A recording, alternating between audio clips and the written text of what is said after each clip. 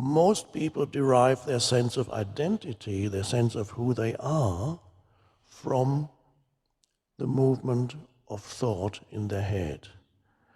Thought identifies with certain things as you begin to grow up. It identifies with the first possessions that you have, the toys.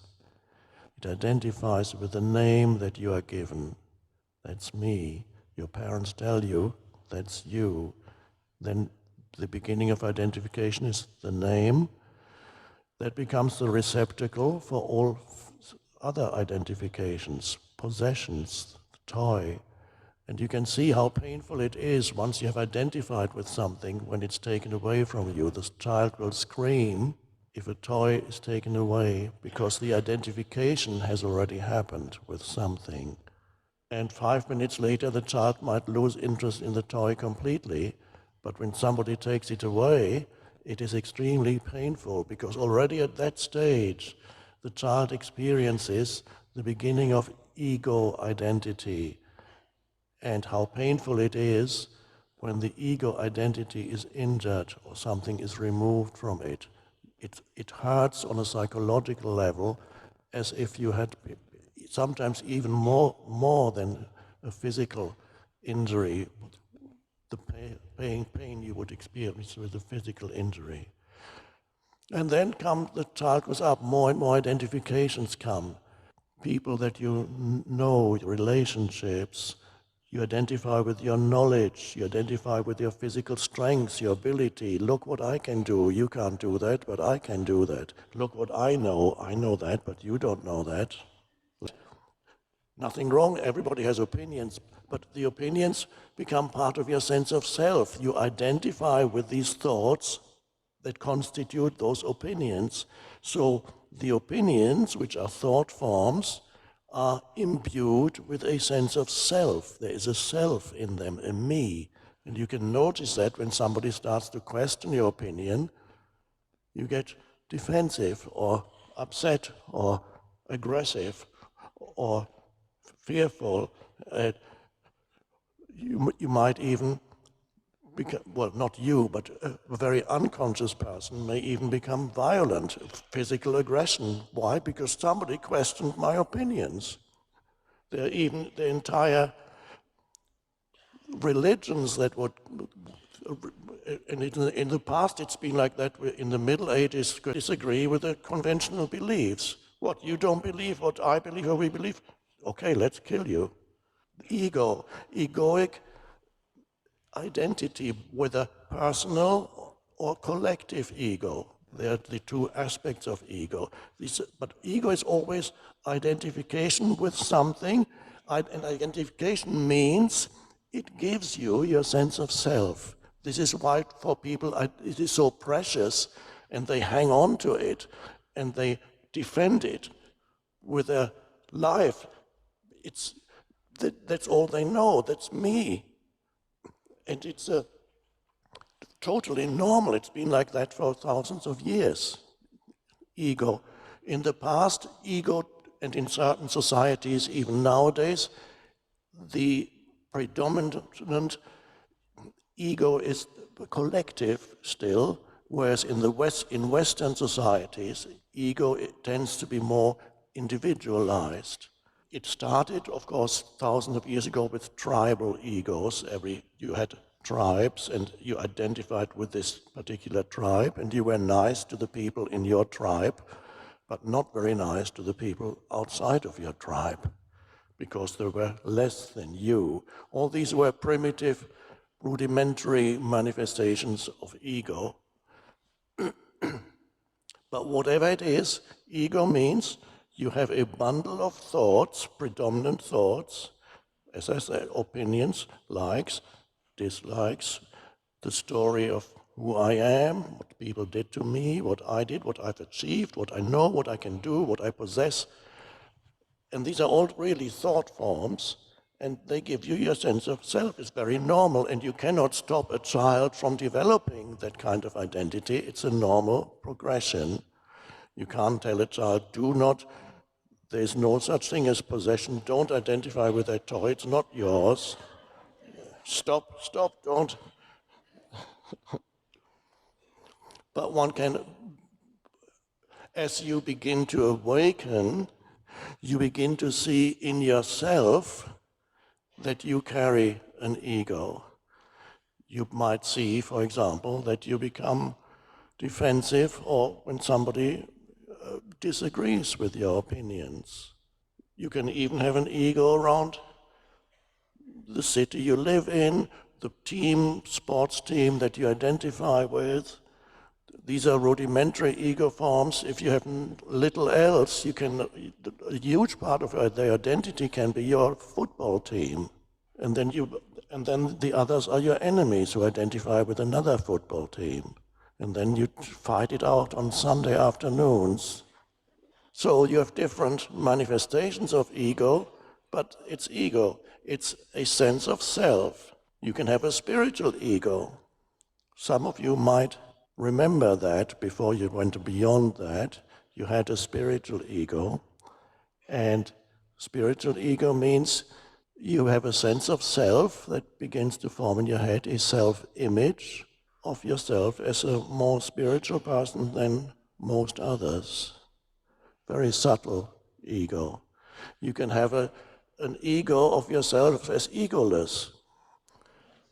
A self-image that says, I am one of the most egoless humans on the planet. And it's hidden. It doesn't necessarily explicitly say, I am the most egoless person on the planet. Well, it might do, but usually it's more hidden. It's implied. You look down on others who still have their egos, whereas I'm free of it. More subtle forms is this ego. It's a more subtle form of ego than the person who gets into a fight against the opposing fans of the other football team, soccer team, whatever it is. But it's the same mechanism is behind it. And ego also, you always recognize it when that it compares itself with others. The moment you meet somebody, or even just you see somebody in the street, the ego goes into comparison mode, and usually the result of comparison mode of the ego is it comes to the conclusion that you are either inferior or superior to the other. Of course, it wants to be superior if it can. And the ego tends to select the thing that is your strong point. That's physical appearance is a very common thing for comparison. Do I look better than the other woman, man, whatever it is? And then you look in the mirror. And this is greatly enhanced these days by the technology that's available to us through Facebook and selfies. The original, in Greek mythology, the original story that shows the development, beginning of ego was in the myth of Narcissus, who was a young man. Of course, at that time there were no mirrors, but he happened to look into a pool of water one day, this young man, and he saw that he was so beautiful, and he fell in love with himself. That's where the word narcissism comes from. So he fell in love with himself. There was an image of himself that he saw there. He fell in love with the image, which to me means he identified with the image. This is a pictorial representation of an inner process, the image formation that gives you your sense of self, which is ego. So that was the beginning of Narcissus. Now you don't need a pool of water anymore. You have not only mirrors, more importantly, you have your smartphone.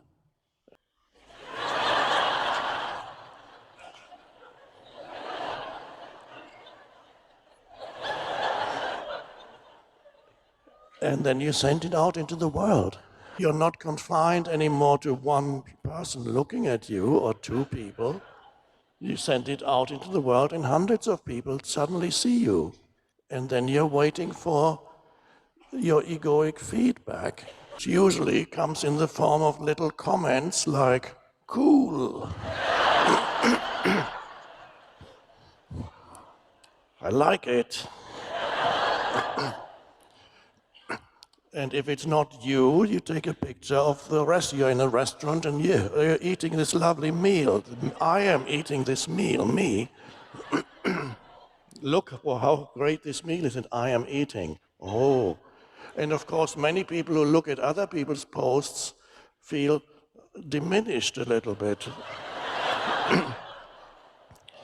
because their life is so interesting.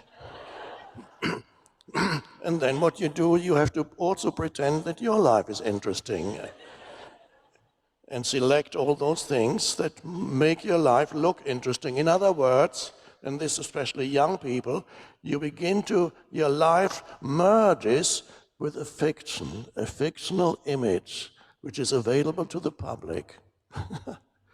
And you don't know it. This is an extension of egoic identity that has become possible through technology. Very seductive, but also extremely limiting. It's a huge trap. The ego, of course, is never satisfied, not for long. It always is in a seeking mode. It doesn't feel I am enough. It feels I'm lacking in something, which may be either money or knowledge or looks or relationship, significant relationship, all kinds of things I'm lacking in, not enough. So it's in seeking mode. But as it's pointed out in this book called The Course in Miracles, it says, the dictum of the ego is, seek but do not find. So it's always seeking, and because it's always seeking for the next thing, which implies the future is extremely important for the ego. It looks to the next thing. There's a continuous reaching out, an inability to be present here and now. That's all part of the unconsciousness that I call. Unconsciousness is, in this terminology, complete identification with the mind, and this is where the ego resides. It resides in your mind. It is a mental formation. It is a kind of fiction that every human being creates for themselves, and of course you get a lot of feedback, so the particular fiction that you create for yourself depends to a large extent on the culture that you grew up in, the